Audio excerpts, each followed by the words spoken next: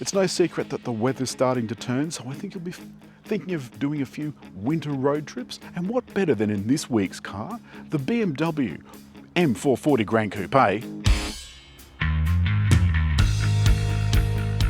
When they brought out these brand new M Coupes, so it used to be easy to understand BMWs. The 1, the 3, the 5, they were 4 doors, or in the one's case, a 5-door. The 2, the 4, the 6, the 8, they were all 2 doors. But now they've got 4-door coupes, of which this is one. And I'm going to deal with the most controversial bit first, and that's the front end.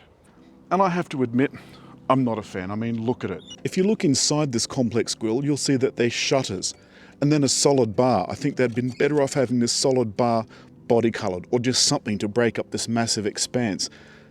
There's some sensors down below, and right above the front camera, there's dip down in the kidney grille. The most striking part of the front are these laser lights. Look at them. But nonetheless, I think this front takes a little bit of getting used to. Because I've got it activated when I come anywhere near the car, it unlocks itself for me. You can also lock and unlock using these little divots in the door handles. Now, this is one of the problems that this car has, and that is these door handles. You can see that that pulls up, but it comes up so far that it's very, very easy to kind of, I don't know, it's just the worst design. And it would have been much better if they didn't hinge at all, if they just unlocked an electric button. The rear of this all-wheel drive 4-door coupe, I think, is a little more successful. It's got a myriad of badges across the back, the all-wheel drive X-Drive badge, M440 badge, and as long as you've got the key in your pocket, you can kick to open the hatchback, and that's the important thing. This is a hatchback. It's got a close or a close and lock button, and inside some various storage solutions behind a net, a bag hook, 12-volt outlet, and to our toolkit. Now remember, this doesn't have a spare under the flat floor, but this boot is fairly generous, and the seats go down 40, 20, 40. The interesting part of the luggage cover is part of it is on the rear hatch. The rest is here. But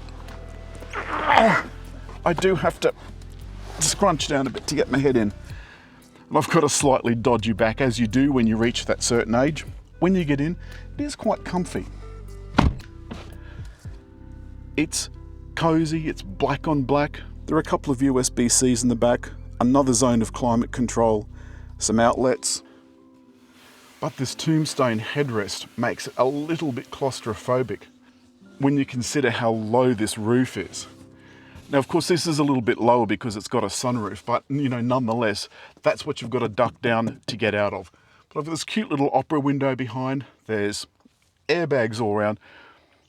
Altogether, it's not really a bad place to be. Now, getting in the front, a little bit easier than getting in the back. And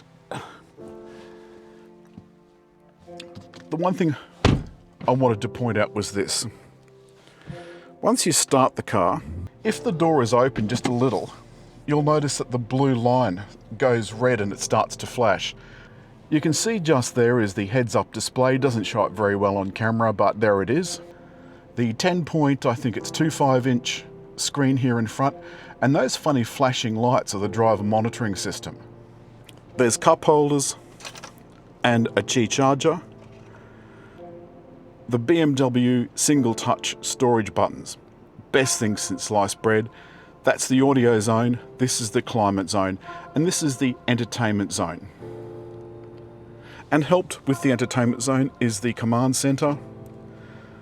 Along with that, here is the button that you're going to want to press occasionally, and that's the automated parking button. Brings up the parking assist. I'll show you that in a tick. Once you get used to where all these buttons are, this thing is quite easy to use. This is a touch screen, but honestly, you're really just better off ignoring that and using the command center below. Now, I've got this plugged in here because that's the only place it will plug in. There's not enough power from this USB. I had to use this BMW 12 volt adapter. The materials, beautiful quality. Look at those seats, and this little bit in the front is manually adjustable.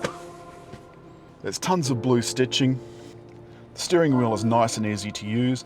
That's the cruise control zone, and that's the audio zone, including the voice control button. And I mentioned the laser lights out front. They're those fancy matrix ones that they mask oncoming traffic in a pool of limpid light. We took this for a drive the other night. They work really well. And of course the front seats do have electrical adjustment, and the buttons are down here, including one for lumbar support and the side bolsters. You can set some memories here on the doors, and there's these tasteful metallic switches. And of course the rear hatch opener. As in all BMWs, you've got to pull this button twice to open the front. Before we set sail, you can see the rear view is kind of limited. This is one of those cars that would really benefit from one of those kind of nifty roof-mounted rear cameras. Give the gear lever a pull back.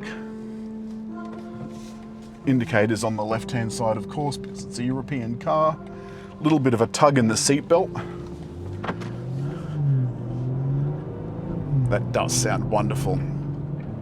Now, I did a little bit of a trip on the highway yesterday. Here's a bit of it. Oh, lovely. 0 to 100, 4.6 seconds or thereabouts. The all-wheel drive system is excellent. I've left this automatic doing its own thing. You can use the paddle shifters if you want, and you can see up in the heads-up display, I've got my display up. Got it down here in the driver's instruments as well. By God, this thing is near psychic. Big 19-inch wheels. Changes direction. Look at this, like a cat on carpet. Look at that. Absolutely magnificent. But then they say BMW is sheer driving pleasure. Despite that gaping grille, it still is. All of the lane control system has turned itself off. I can turn that back on when I get on the highway. But you can see it's handling these corners as if it was on a racetrack, and it really wants to be on a racetrack. It certainly makes it feel like it's got plenty of poke. And remember, the M has another 100 kilowatts. So the M440i X-Drive is not to be confused with the M4, or the 4M Coupe or M4 Coupe, whatever the hell it is these days. But I will say, in comfort mode, this suspension is very nice, very limo-esque. And considering this is a BMW, I'd expect no less. Back in the old days, before there was adaptive suspension, the ride was like being on a barbecue covered in a blanket going down a cobbled street. It was absolutely awful. I think it'd be a mistake to write this off as a middle-age crisis car. It's definitely something that's aspirational. Is it more practical in the 3 Series? No. No, it's not more practical in the 3 Series. 3 Series has more space in the back. But this 285 kilowatt hybrid system, mild hybrid system, is a killer, no matter what car it's in. And you can see from the experience on those windy roads in the mountains how brilliant this is in corners. I never trust this active cruise control in traffic. I've always got my foot hovering above the brake pedal. So I just don't trust that it's going to see the car in front and pull up. But this car is still driving itself. I'm not touching anything. Hovering, yes, but not touching. The uptake when it sees the cars in front take off is very gentle. And unlike most cars, this won't go into standby mode. It'll just sit there until the car in front moves off, and then it'll move off too. So if it was at a crossing and someone started to cross the crossing in front of you, you'd have to put your foot on the brake. And also, it is just reacting to the car in front. It's not reacting to lights. So if you do see traffic lights, yes, you will have to stop.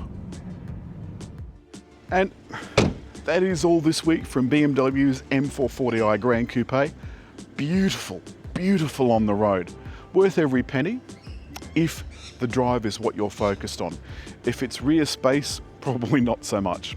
As always, hit like, leave a comment, and over there to subscribe.